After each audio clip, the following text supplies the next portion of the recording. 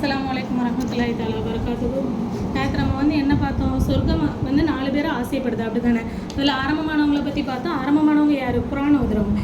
இரண்டாவது யார் அப்படின்னா, ரெண்டாவது யாரை சொர்க்கம் ஆசைப்படுது அப்படின்னா, நாவை அடக்கி வாழ்கிறவங்கள, நாவை பேணி பாதுகாக்கிறது. நாவை பேணி பாதுகாக்கிறதுனா என்ன?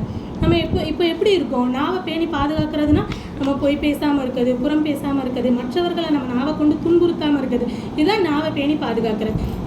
சிலத்துல அவங்க சொல்கிறாங்க, யார் வந்து நாவை பேணி பாதுகாக்கிறாங்களோ அவங்களுக்கு நிறைய சிறப்புகள் இருக்குது அப்படின்னு சொல்லி சொல்கிறாங்க. அது மட்டும் இல்லாமல் ஒரு தடவை ஜிப்ரீல் அலைஹிஸ்ஸலாம் அவங்களோடி ஸல்லல்லாஹு அலைஹி வஸல்லம் அவங்க வந்து மிஹ்ராஜ் பயணம் மேற்கொண்டாங்க, அப்படி தானே?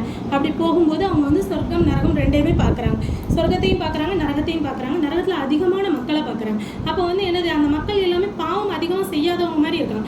உடனே என்னது, ஸல்லல்லாஹு அலைஹி வஸல்லம் வந்து ஜிப்ரீல் அலைஹிஸ்ஸலாம் அவங்கள்ட்ட கேட்குறாங்க, ஜிப்ரீல் ஏன் இவங்கெல்லாம் இங்கே இருக்காங்க அப்படின்னு சொல்லி கேட்கும்போது அதுக்கு வந்து ஜிப்ரீல் அலைஹிஸ்ஸலாம் அவங்க சொல்கிறாங்க, இவங்க வந்து அவங்க நாவால் அறுவடை செய்த அந்த ஒன்றுனால இந்த இடத்துல இருக்காங்க. அப்போது நம்ம நாவை எந்த அளவுக்கு பேணி பாதுகாக்கணும்? நம்ம நாவால் நம்மளை வந்து சொர்க்கம் பிரியப்படுறதுக்கும் என்னது ஒரு வாய்ப்பு இருக்குது. அதே மாதிரி நாவை கொண்டு நரகத்துக்குள்ளே நுழையிறதுக்கும் ஒரு வாய்ப்பு இருக்குது. அதனால் நம்ம நரகத்தை விட்டு பாதுகாக்கணும் அப்படின்னாலே நம்ம என்ன செய்யணும்? நாவை பேணி பாதுகாக்கிறவங்களா இருக்கணும். ஸல்லல்லாஹு அலைஹி வஸல்லம் அவங்க சொல்கிறாங்க, நீங்கள் வந்து என்ன செய்யுங்க, அமைதியான மௌனமாக இருக்காங்கல்ல அவங்க கூட நீங்கள் அதிகமாக சேர்ந்து இருக்க ஆசைப்படுங்க அப்படின்னு சொல்லி சொல்கிறாங்க. உடனே ஏன்னு கேட்கப்படுது. அதுக்கு நம்ம ஸல்லல்லாஹு அலைஹி வஸல்லம் அவங்க சொல்கிறாங்க, யார் மௌனமாக இருக்காங்களோ அவங்களுக்கு வந்து அல்லாஹ்வுடைய ஞானம் இறங்கிக்கிட்டே இருக்குது. அதனால் அவங்களோட இருக்க நீங்கள் அதிகமாக முயற்சி செய்யுங்க அப்படின்னு சொல்லி சொல்கிறாங்க. அது மட்டும் இல்லாமல் பஹ்ராம் அப்படின்னு சொல்லி ஒரு மாமன்னர் இருக்காங்க.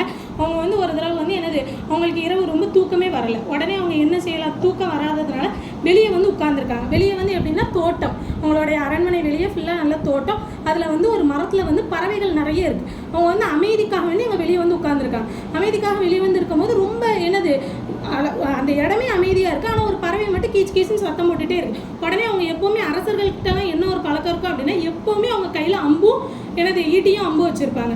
உடனே அவங்க வந்து என்னது வில் எடுத்து அடிக்கிறாங்க. உடனே அந்த பறவை வந்து மௌத்தாயிருது. உடனே அந்த பறவையை பார்த்து சொல்கிறாங்க, ஏ பறவையே, உனக்கு கொஞ்சமாவது அறிவு இருக்கா? இந்த நேரம் எவ்வளோ அமைதியான நேரமாக இருக்குது. எல்லா பறவைகளும் எப்படி மௌனமாக இருக்கும்? உன்னுடைய நாவை கொண்டு நீ என்ன செஞ்ச, இந்த நிலைக்கு ஆளாயிருக்கி அப்படின்னு சொல்லி சொல்கிறாங்க. நம்ம வந்து நாவை எந்த இடத்துல அடக்கியிருக்கணுமோ அந்த இடத்துல நாவை அடக்கியிருக்கணும். இல்லைன்னா நம்ம வந்து என்னது, தப்பான விளைவுகளை வந்து அந்த நாவை கொண்டு சந்திக்கக்கூடியதாக என்னது சூழ்நிலைகள் அமைஞ்சிடும்.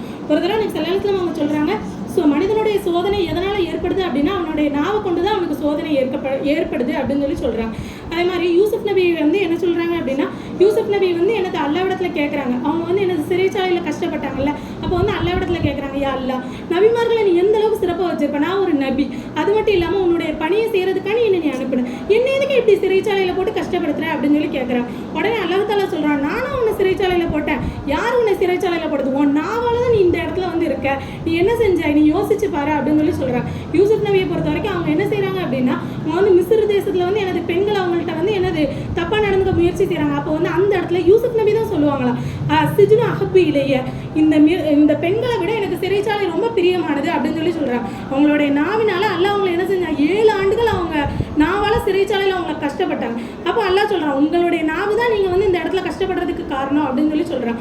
அப்போது நம்ம நாவை எந்த அளவுக்கு பேணி பாதுகாக்கணும்? அவங்க அந்த வார்த்தையை சொல்லாமல் இருந்திருந்தால் அவங்களுக்கு அந்த சூழ்நிலைகள் ஏற்பட்டிருக்குமா? அதனால் நம்ம நாவை அழகான முறையில் பயன்படுத்தும். நம்ம நாவுங்கிறது நல்ல வார்த்தைகளுக்கும் நல்ல விஷயங்களும் நம்ம நாவில் இருந்தால் வருது, கெட்ட விஷயம் இருக்கணும். நாவுங்கிறது வந்து நம்ம வாழ்க்கையில் ரொம்ப பேணி பாதுகாக்கக்கூடிய. ஸல்லல்லாஹு அலைஹி வஸல்லம் அவங்க சொல்கிறாங்க, அல் கீபத்து அஷத்து மினஸ் ஸினா, புறம் பேசுவதுங்கிறது விபச்சாரத்தை விட கொடிய பாவம் அப்படின்னு சொல்லி சொல்கிறாங்க. உடனே எனக்கு என்னது கேட்கப்படுது, யாரும் சொல்ல, விபச்சாரத்தை விட புறம் பேசுறது எப்படி கொடிய பாவம் ஆக முடியும் அப்படின்னு சொல்லி கேட்குறாங்க. உடனே அதுக்கு நபி ஸல்லல்லாஹு அலைஹி வஸல்லம் அவங்க சொல்கிறாங்க, ஒரு மனிதர் வந்து ஜினா செய்கிறாரு அப்படின்னா அவங்க வந்து என்ன செய்கிறாங்க, அல்லாஹ்ட்ட பாவ மன்னிப்பு தேடினா அல்லாஹ் அவங்களுடைய பாவத்தை மன்னிச்சிருவான். ஆனால் புறம் பேசக்கூடியவர் யாரை பார்த்து புறம் பேசினாங்களோ அவங்க மன்னிக்கிற வரைக்கும் அல்லாஹ் அவங்களுடைய பாவத்தை மன்னிக்கவே மாட்டான். அதனால் உங்களுடைய நாவை வந்து அழகான முறையில் பயன்படுத்துங்க.